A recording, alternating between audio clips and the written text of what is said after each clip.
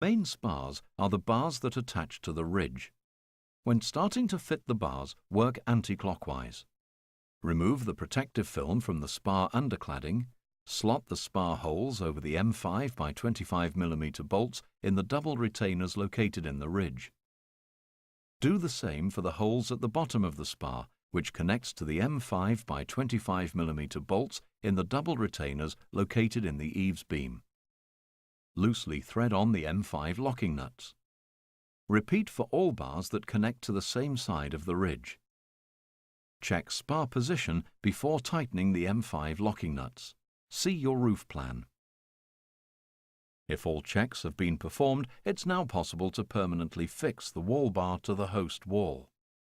Drill and fix the wall bars using fixings positioned 150 mm from each end and no more than 600 mm apart, avoiding mortar beds.